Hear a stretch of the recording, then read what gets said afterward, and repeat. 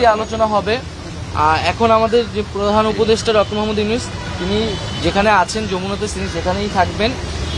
আর যেটা বললেন যে হচ্ছে এখন যে অবস্থা, এখন আমরা ভিতরে দেখতে পেয়েছি যে এখানে হচ্ছে প্রচুর দেওয়াল লিখন আছে, গ্রাফিতি আছে। যারা সেদিন এসেছিলেন, স্টুডেন্টরা এসেছিলেন, তারা তাদের ক্ষোভ প্রকাশ করেছেন।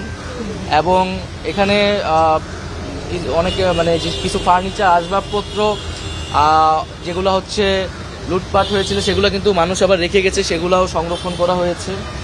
এবং ভাঙচুর রয়েছে, মানুষের ক্ষোভের বহিঃপ্রকাশ পুরা বিল্ডিংটার চারিদিকে আসলে ছড়িয়ে রয়েছে। আমরা চেষ্টা করব সেই ক্ষোভগুলোকে যথাসম্ভব এই মাসেই আমরা কিন্তু শহীদ পরিবার যতটুকু পর্যন্ত আমরা তালিকা করেছি, তালিকা প্রায় শেষের দিকে, এবং সেই শহীদ পরিবারদের নিয়ে আমরা এই মাসে একটি স্মরণ সভার আয়োজন করবো বেশ বড় করে।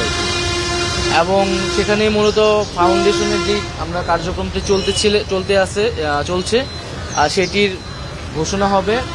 এবং আমাদের যেই আহতদের ব্যাপারে এবং শহীদ পরিবারদের ব্যাপারে যে কমিটমেন্টগুলো, আর্থিক এবং অন্যান্য প্রতিশ্রুতিগুলো সেখান থেকে দেওয়া হবে, এবং যে তালিকাটিও সেখান থেকে আমরা ঘোষণা করব। এটা এই মাসের মধ্যেই হবে। আমরা এই ব্যাপারে খুব সিরিয়াসলি দেখছি। আমরা এই ধরনের ঘটনা যেন না ঘটে সেটার জন্য উদ্যোগ নিচ্ছি, এবং বারে বারেই আমরা এই ব্যাপারে আমাদের নিজেদের পক্ষ থেকে যতদূর এই আইন শৃঙ্খলা রক্ষাকারী বাহিনীকে ডিপ্লয় করে কাজ করা যায় সেটা চেষ্টা করছি। আমরা এটা একেবারেই গ্রহণযোগ্য না, এটা বারে বারে বলেছি। আমরা এর বিরুদ্ধে প্রথম দিন থেকে এটা অবস্থান নিয়েছি।